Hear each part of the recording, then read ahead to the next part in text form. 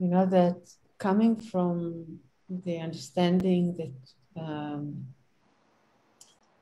at the basis of everything and the nature of everything is one, you know, and there's so much said about it. So it sounds spiritual, not in a good way, but like blah, blah spirituality, but it's not when I say this now. Then, you know, I'm looking at people who react that way. You know, here in Israel, people may act that way, may treat that way to Arab Israelis or to and transgenders or to everyone that is other than you. And what I see is that when I look at them today, I can see that they also do not want to live in a world of that kind, okay? They might not see a way, or as you said before, no one even opened the possibility for them ever, that there is a possibility that this is beautiful and that they are one with that, and that they do not want to live in this separation that they've been acting or living out. So I find that when you call someone, you call them to you, instead of trying to understand them or say that there is no other choice, then different things are happening, and sometimes even miraculous things are happening. Okay, I was coaching a woman who was hitchhiking. She was in the desert, and a man took her hitchhiking in his car. After they left this place, he said, "I'm going to rape you."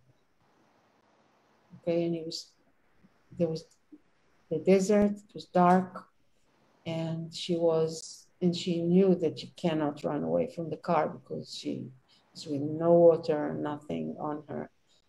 She'd be in danger. So she looked at him and she said, "It's okay that you do that. I understand that I have no choice, but please love me while you do that." And once she said that, he started crying because it's so utterly unexpected that that would be what would be brought forth in a situation of rape. You would think of 1,000 other things that she would think and do, but not this. But once she was saying this out of authenticity, then she had to know before saying this, that she is not a thing, that she is not something to use or to do with, and that he can know this too. And those are two realizations that are really the fruit of this transformation or this revelation that we're speaking of. But once we have those, our whole relationship with the world is different than when we think of us as something separated, loving, wanted to be close, committed to respect. But if we think that we're different, that we're separated, different in the sense of separated, then the thing that would break this unity is about to come in a very short time. Do you agree? Do you see the same thing? No? Yeah, I do feel like these moves are possible. Yeah.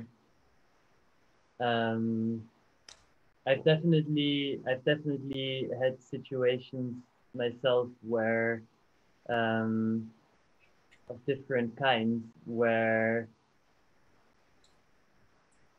I felt hurt or I felt angry by a person, and I was like, okay, So sometimes people in these situations will do everything to return that hurt that they felt themselves,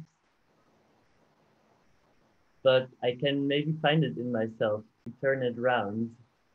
And someone was saying I had a conversation with someone yesterday about this, um, and they were saying like, like if your heart is hard when you fall, it can shatter, but if you keep your heart open and soft, it can bounce back. And this is, yeah, I've definitely experienced this. And actually, like, instead of then feeling more hurt or feeling like I'm making a concession to the person who's been hurting me, I feel more empowered and my anger goes away to some Mm-hmm. extent. And somehow a whole new spectrum of possibilities open up of like how we can relate to each other. It's like when you change the script, when you just like go onto a completely different like level. You're not continuing the conversation in the level that it was before or the interaction, but you're like, okay, I'm out of this, I'm going somewhere else, and now we're taking it from there. And it like, I love that possibility. I can't say that I can always do it, but I know that I can do it. I know it's possible.